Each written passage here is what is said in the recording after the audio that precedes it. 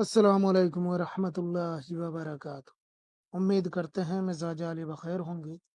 ये दोनों तावीज़ एक साथ बांध के रख दो, आप दोनों को कोई भी अलग नहीं कर सकता।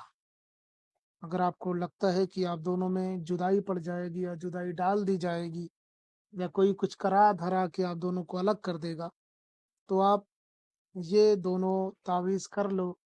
आप दोनों को कोई भी जुदा नहीं कर सकता, कोई भी अलग नहीं कर सकता है।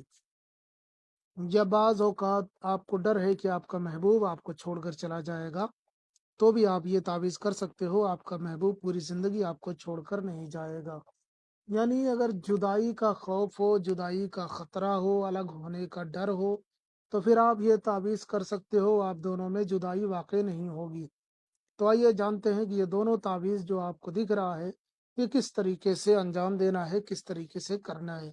इसको करने के लिए क्या करना पड़ेगा, किस तरीके से करना पड़ेगा, ये सारी चीज़ें हम इस वीडियो में बताएँगे।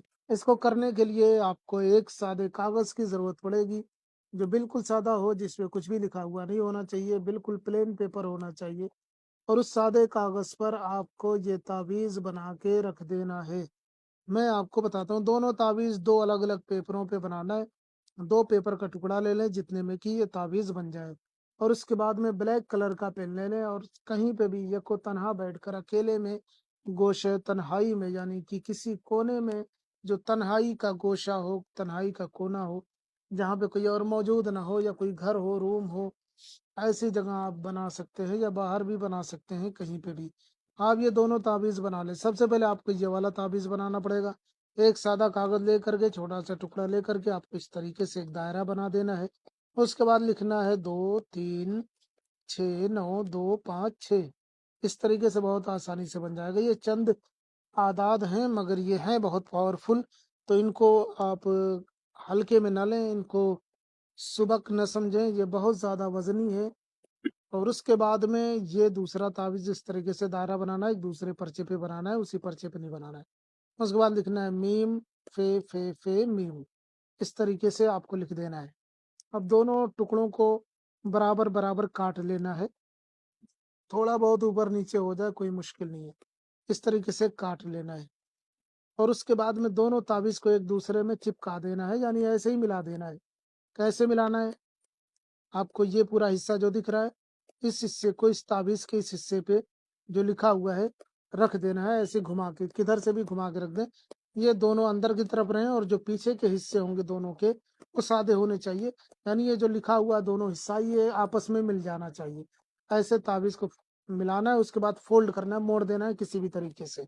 दोनों को मोड़ने के बाद में फिर इन दोनों ताबीज़ को एक जा कर देना है और उसके बाद में लाल धागे से या काले धागे से चारों तरफ से लपेट देना है, या आप अपने हिसाब से लपेट लें, कम ज़्यादा जैसे भी हो सके आप लपेट लें।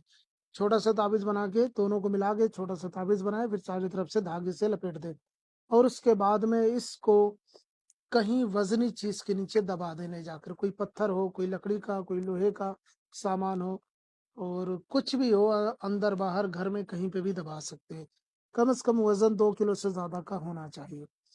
इससे कम का वज़न नहीं होना चाहिए, दोनों को दबा दें और उसके बाद रख दें। इंशाअल्लाह ताला पूरी ज़िंदगी कभी आप दोनों को कोई भी ताकत अलग नहीं कर सकती, कोई भी ताकत आप दोनों को जुदा नहीं कर सकती। ये बहुत ज़बरदस्त तावीज़ है, इस तावीज़ की पूरी इजाज़त है, जो करना चाहे कर सकता है।